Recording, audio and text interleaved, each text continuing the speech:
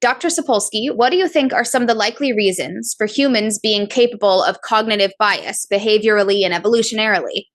Or do you think that it's just an emergent property of consciousness that is especially visible in the modern age? Well, that is a great question. I think the answer is why do we have it? Because it is very often a useful thing that we've evolved. Okay, cognitive biases, that comes with all sorts of bad press and a sense that that's not very useful. We can probably translate cognitive biases for our purposes into unconscious shortcuts, rules of thumb that we use for navigating the world to allow us to make quick decisions, quick assessments of things.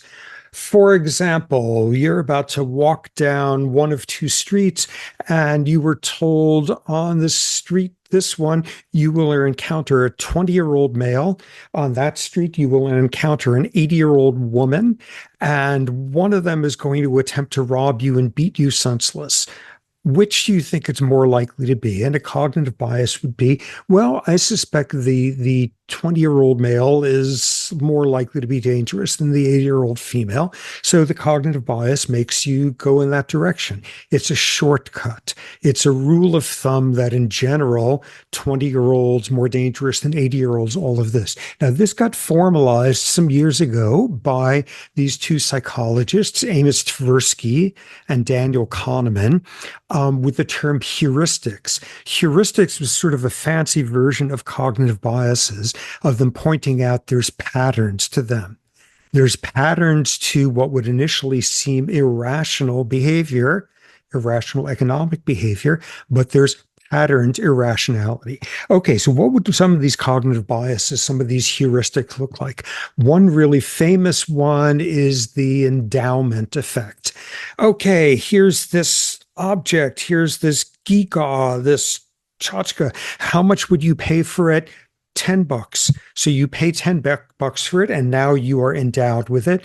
And someone says, ooh, I want to buy it from you. How much will it cost me? And you'll say $11, 12. It is immediately, irrationally more valuable because it's something that you possess. Same way in economics, loss aversion. Two versions to doing the same thing. Here's this test. If you get the answer right, we give you $1 versus here's $1.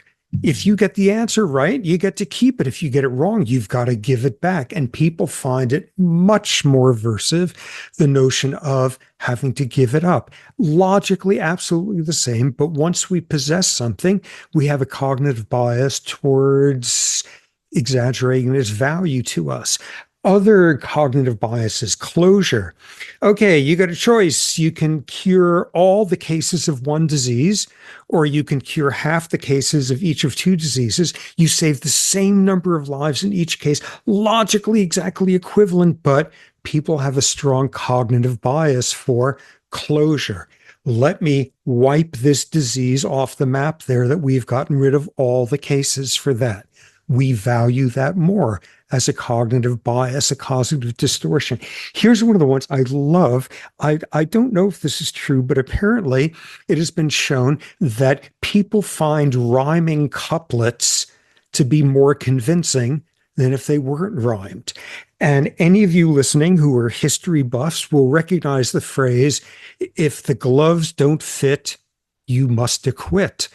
And if not, look it up and see how the irrationality of that played out in a court of law. Which other ones? A very famous one is recency effect, which actually is a subset of another bunch of other attributes. Okay, I sit you down and I'm going to read off, I don't know, 10 names or so in fairly rapid sequence. Don't write them down. You need to listen to them. Okay, they are James, Tom, Bill, Charles, Obadiah, Edward, Joe, Dan, George. And now we come back 10 minutes from now and say, okay, can you recall any of those names? And what you see is three properties. People are more likely than average to remember the first name, James. They are more likely to remember the last name, George, as the most recent one, and they're most likely to remember the most interesting one, the most exceptional one. Joe, Billy, whatever. There's Obadiah. Obadiah is more likely to get remembered. So a subset of that specifically is the recency effect. Things that are more recent is one of the characteristics that enhances memory. Things that are more recent, we give more value to when we're making assessments about things. The first thing in a sequence has an atypically large influence on how we assess the entire sequence. The last thing in the sequence does as well. And Kahneman and Tversky, you cannot say either of their names without the other. Sadly, Tversky died quite young, about 25 years ago, and they were inseparable as a research team. Kahneman, who only died a few months ago in his 80s, eventually got the Nobel Prize, and both of them would have gotten it absolutely. But here was a study that Kahneman did after Tversky died, taking advantage of this recency effect. Here's what he discovered. Big problem in medicine. You get somebody goes in for a colonoscopy to see if there's any sort of cancerous something or other starting there. And it is not fun. It is not pleasant. And once you hit a certain age, you're supposed to get a colonoscopy every 10 years, every 5 years or whatever. And noting a big problem is it's like unpleasant. You got this probe in there, and at the end they take it out and it hurts, and you remember that, and like you really don't want to. So there's a very low compliance rate of people coming back and doing follow-ups. Here's what Kahneman did.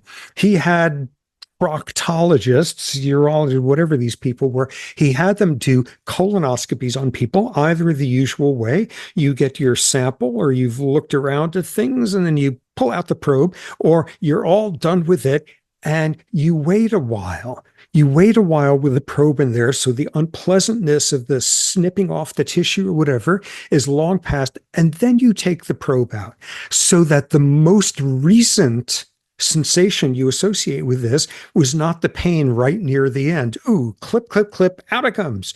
Clip, clip, clip. Let's wait a while. Let's go get a drink and then come back and take it. And you got much better compliance when the most recent feature of the colonoscopy experience was it just kind of sitting there and sure, not fun, but not overtly unpleasant or what. So that's showing that cognitive bias. What other ones? A really striking one that has all sorts of bad implications when we're trying to make sense of our own behaviors when they are rotten. We come up with situational attributions. I did this rotten thing just now because I'm tired, I'm stressed, I was distracted, the person was mean to me, whatever. Somebody else does something rotten. Why did they do that? We have a bias towards coming up with constitutional explanations. That's the way they are. They've always been. They always will be. That's what it's like. And this particular cognitive bias has a cognitive explanation to it, in that when you were assessing your own behavior, you have access to your internal thoughts. You have access to how irritated you were thinking about whatever it is that was stressing you, whereas when you were observing their behavior, all you're seeing is the external manifestation. Internal, I have a bias for attributing it to something situational because I have knowledge of it. External, so that's one way in which you get there. There's an additional way that you see this cognitive bias particularly badly when when a member of our in-group does something bad, we come up with situational explanations. When it's a them, we come up with constitutional ones. Situational because it's easier for us to imagine what's going on in one of us's heads than there. But even more so when one of us does something crummy, that's just sort of a transient, like this was a special case. Them, that's what they're like. What can I tell you? That's what they're always going to be. So that being a cognitive bias. There's another one I saw. I have no idea why it's called this, but it's called the G.I. Joe fallacy. And I should read and find out why they call it. But the fallacy is that if you are aware of a cognitive bias, you won't fall for it. And that turns out to be very fallacious. Okay, so the question is, where do these come from? Do they just emerge? You get complicated enough of a brain, and you have certain cognitive biases. You pay more attention to first things and last things. You would rather gain something than gain it and then have to give it back, things, or never gain it at all. You've got, do they just emerge, or do they have some sort of advantage? And they certainly do, because again, they're a shorthand. They're a time saver. They're allowing you to have a rule of thumb. On the average, I'm going to go down the street that has the old woman in it instead of the 20-year-old guy.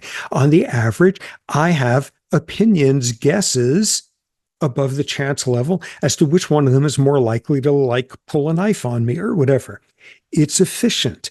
It saves you an effort of having to think through individual cases, and you can see how great that is. And if you think for 2 seconds, you can see just where that's going to get us into trouble. Is that more frequent in common life? In current contemporary life, absolutely, because we are being bombarded with novelty, novel thoughts, novel cultures, novel faces, and we get thrown into either I can sit there and try to decide, do I understand this individual, or do I just quickly do a heuristic shortcut, a cognitive bias of saying, oh, I know what those sorts of people are like.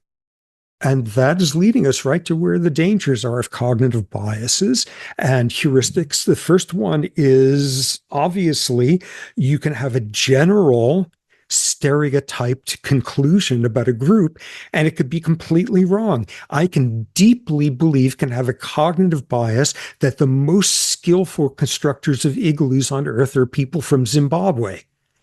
That's not true, almost certainly. So your overall starting assumption may not be true, or your overall assumption could be true statistically on the average, on a populational level. That may be the case, but that doesn't mean you can prejudge that individual with the statistical conclusions you've made about a population as a whole. When you prejudge like that, that is what prejudice is. That is what projecting a stereotype onto someone. So cognitive biases, they're a good, helpful shorthand if you do them in the right circumstances. And if you don't, they are grounds for wonderful rationalization for mistreatment of people. And of course, it's one of those situations where if you already are having an irrational reaction, such as your amygdala overreacting to something, you're going to do a worse job of filtering out whether or not this bias is applicable. And then you get a vicious cycle. So exactly. The amygdala is home sweet home for cognitive biases, rational or otherwise. Exactly.